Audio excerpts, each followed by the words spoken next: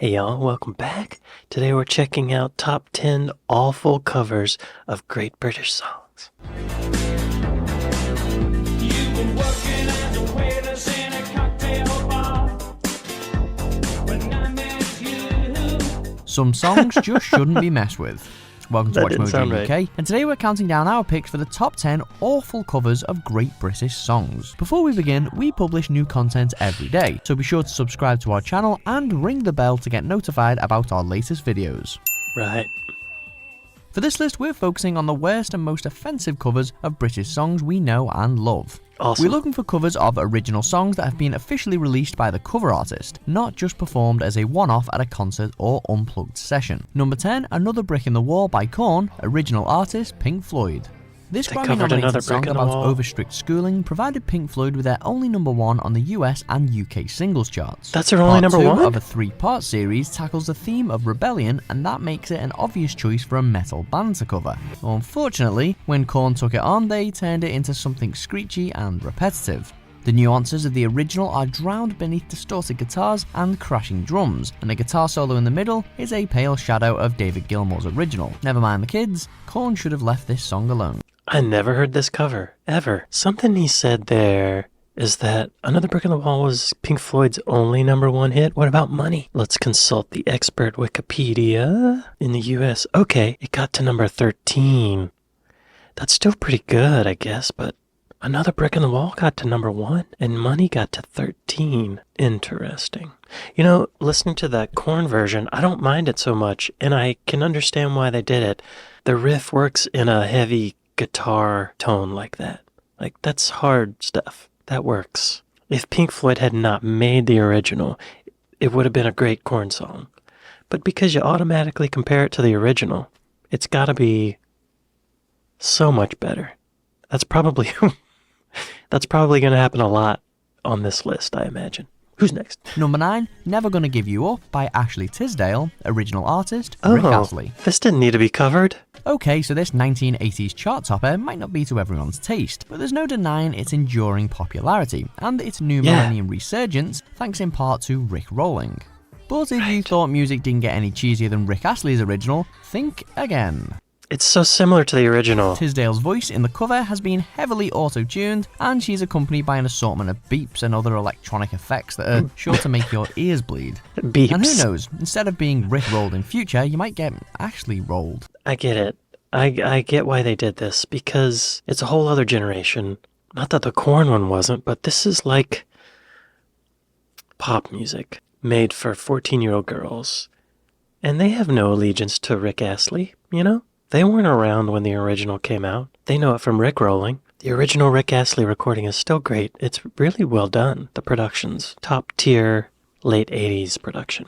I get why they did this. This is for the little teeny bopper Disney crowd. How did this do in the charts? Let's just see. Looks like it didn't chart.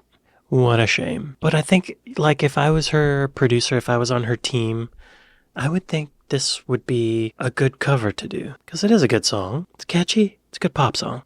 And I don't think her audience cares that it's a cover, you know? I think it would...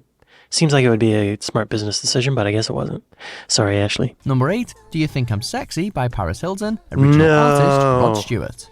TV personality, socialite, model, yes, there are many ways but to describe Paris Hilton, even in mixed company, but singer is surely not one of them.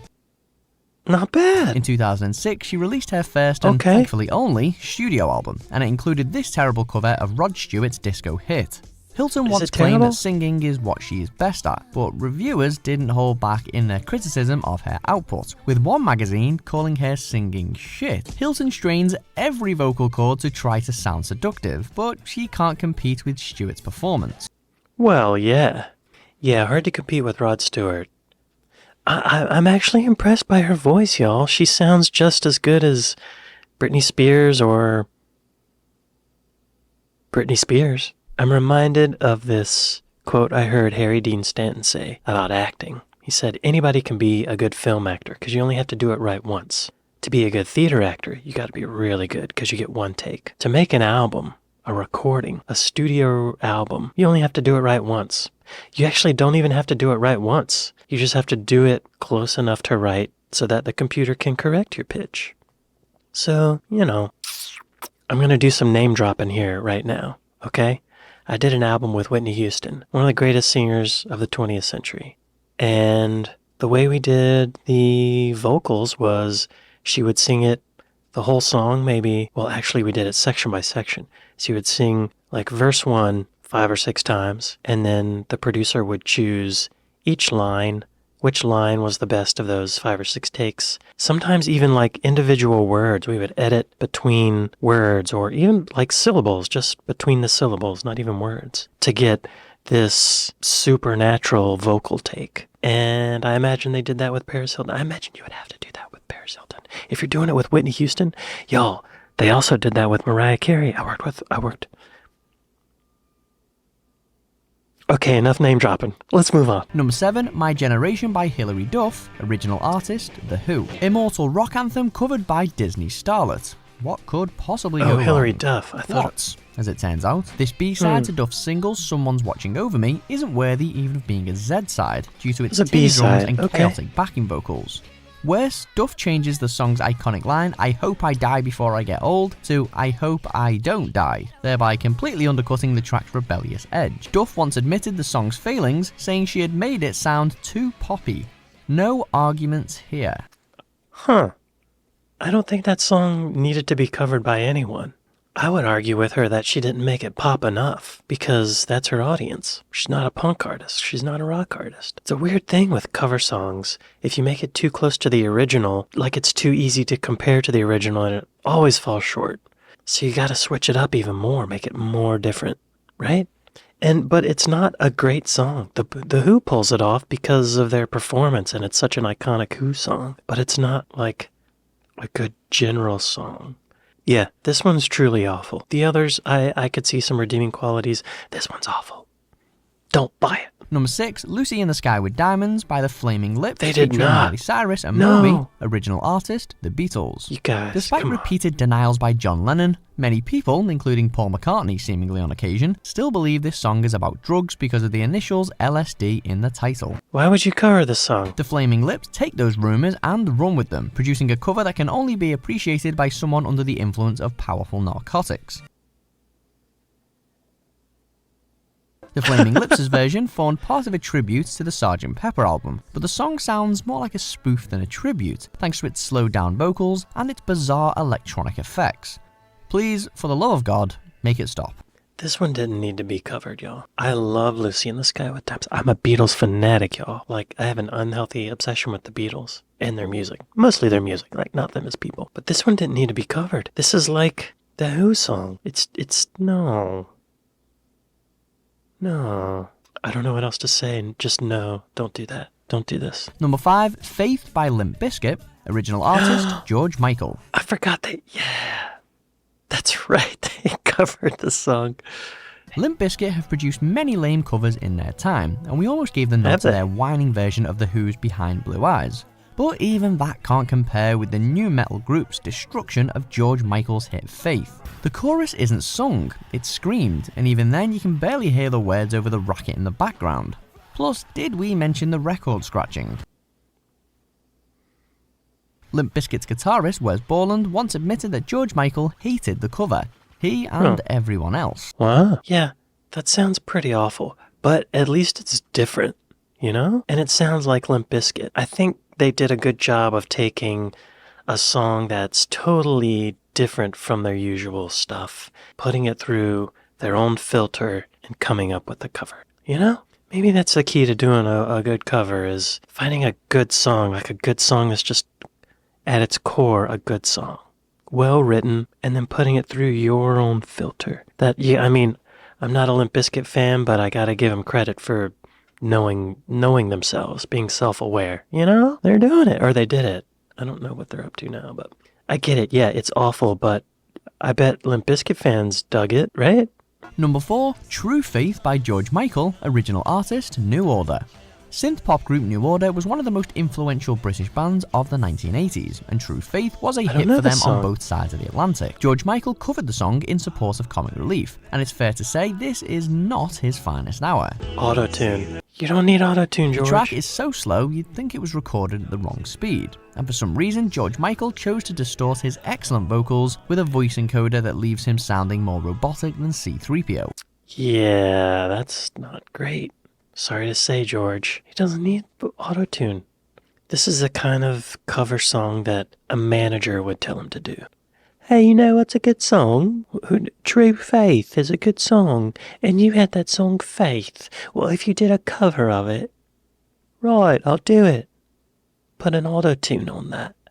Right.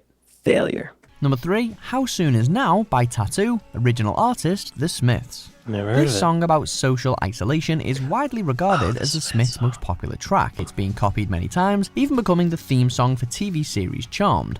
But the cover most people remember is by Russian pop duo Tattoo. The Smiths guitarist Johnny Marr once dismissed their version as silly, and it's easy to see why. The emotion of the original has been stripped away, and when the duo hit the high notes, they sound like they've been sucking on helium. Alvin and the Chipmunks could tackle this with more dignity. Y'all, I don't think this is that bad. Those vocals do sound like they're sped up, but I don't think it's that bad. Number 2, I Can't Get No Satisfaction by Britney Spears. No, she didn't. Artist, the Rolling Stones. No, she didn't. Britney.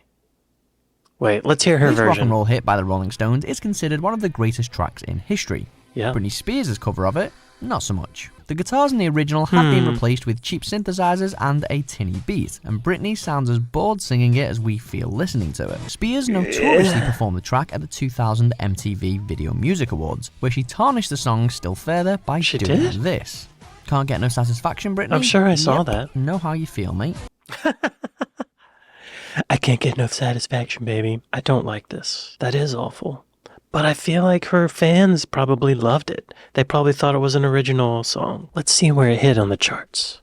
I should be checking that with all these, but I don't think it made it to the charts. I'm not finding anything. Oh yeah, Otis Redding did a cover of it. The clenched funk revision of the Stones' Deathless Satisfaction is emblematic of a bewildering magpie aesthetic. What does that mean? I don't think it charted. Sorry, Brittany, baby. Number 1, Bohemian Rhapsody by William Shatner, original artist Queen. He covered Bohemian Rhapsody? This is one you do not cover.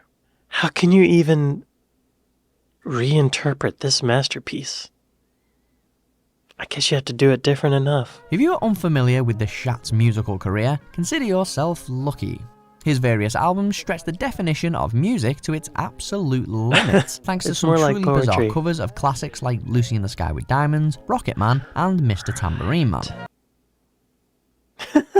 For this list though, we've gone with Shatner's 2011 interpretation of Queen's Bohemian Rhapsody. With its combination of woeful singing and overdramatic spoken sections, it's something you'd be embarrassed to hear in a karaoke club. Yeah. It's music, Jim, but not as we know it. Wow. Did he do that ironically? That's a lot of effort to go through just to be ironic and kind of funny. Who would want to listen to that? I'm sorry, Bill. I'm sorry, but that's bad. I think that Rocket Man performance, it got more attention within the past 10 or 15 years, but it was because it's so bad. I think maybe he's being earnest. Either he's trying to be funny and ironic, or he has an out-of-control ego. William Shatner covers Bohemian Rhapsody, and yes, it's very weird. Wow. Yeah, these are awful, y'all. Some of these were pretty damn bad, but some of them I understand why they wanted to do them. It's like a business move. And I bet some of it was, what can we get the rights to make? What songs can we get the rights to? What songs can we afford to license? What other artist does their manager manage? Get that money. Know what I'm saying?